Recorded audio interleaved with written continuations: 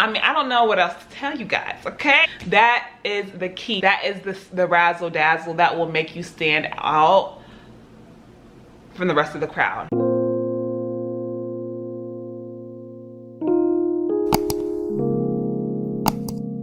What's up, Smarties? Welcome back to the channel. My name is Aggie if you're new here, and today I am letting you guys in on a little secret, and that is how I managed to get the job that I want.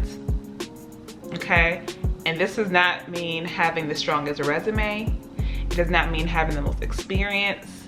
No, that's not what we're talking about. So if you're interested in knowing what my secret is, then please keep on watching. A little background, I guess I'm not a new grad anymore, but I was a new grad nurse practitioner when I landed my first nurse practitioner job in dermatology, which, if you don't know, is a very hard specialty to break into. Prior to this, I did work as a registered nurse, specifically in labor and delivery, and I also got that job straight out of nursing school. I was also told that that was competitive to get into. And it is, to be fair. A lot of people in these fields, they get more general experience for the most part, but there's one thing that I strongly believe allowed me to get these jobs that I wanted, is this thing right here that I'm about to talk to you guys about. So let's go ahead and get right into it.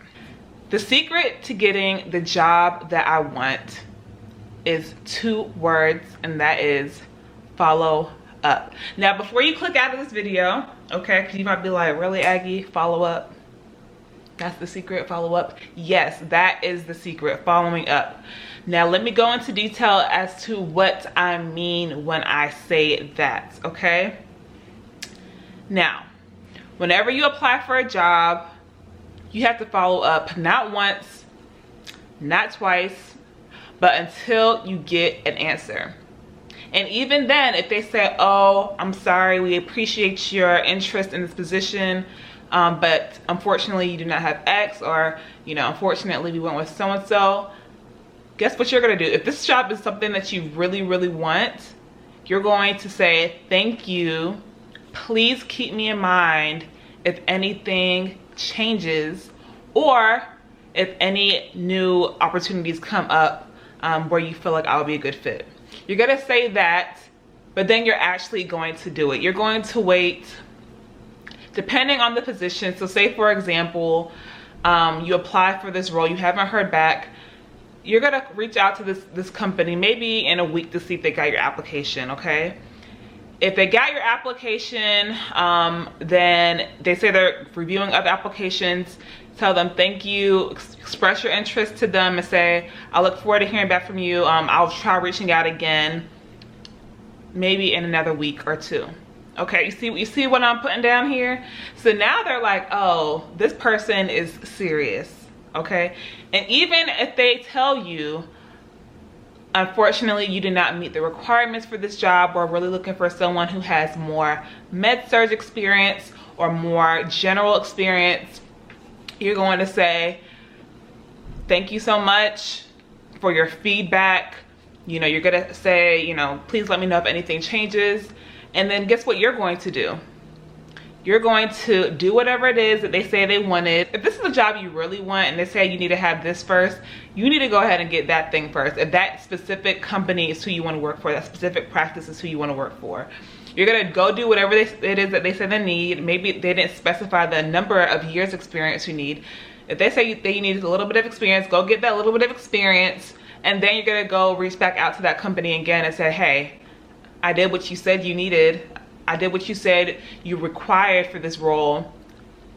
I'm ready. That is what you're going to do, and I am confident that is going to make a strong impression on them.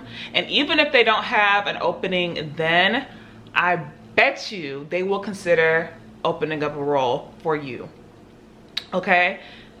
This, I'm telling you guys, following up is extremely important. I cannot tell you how many times that has helped me get my foot in the door. This is a trend that I'm finding when it comes to me getting opportunities, me getting jobs that people claim, you know, certain people with certain experiences cannot get. That's the key, is following up and to make sure that they do not forget who you are. So even in the midst of you working for, getting the experience that they're requiring, you're, you know, touching in with them, you know, keeping that relationship going, maybe on LinkedIn for one. If they have any type of events, you are making sure you're at those events, participating, being an active member. Maybe one of the providers or staff members, they are active in an organization, you're going to make sure they see your face at that organization. You do not want them to forget who you are, so that when it comes time to reach back out to them and say, hey, I would love to still work for you. I did what you know, were asking for. I mean, I don't know what else to tell you guys, okay? I don't know what else to tell you. That is the key. That is the razzle dazzle that will make you stand out from the rest of the crowd. And you might not even necessarily have to have the strongest resume, have the most experience. If you do not take your foot off their necks and you let them know that you are serious, that you really want to work for them, and you show that effort alone of being persistent, not a lot of people have that. I'm telling you, not a lot of people have that. So following, don't be annoying and obnoxious, of course, like, you know, be professional about it. That's it, you guys. That's really the tip. That is the secret. It's following up. I hope this was helpful for you. Please let me know down in the comments if it is. Give this video a thumbs up. If you try this out and it works for you, please be sure to come back here and let me know, and let everyone else know that this is game. Following up, it sounds so simple, and it really is so simple, but not a lot of people do it, or if they do, they'll do it one time and then that's it.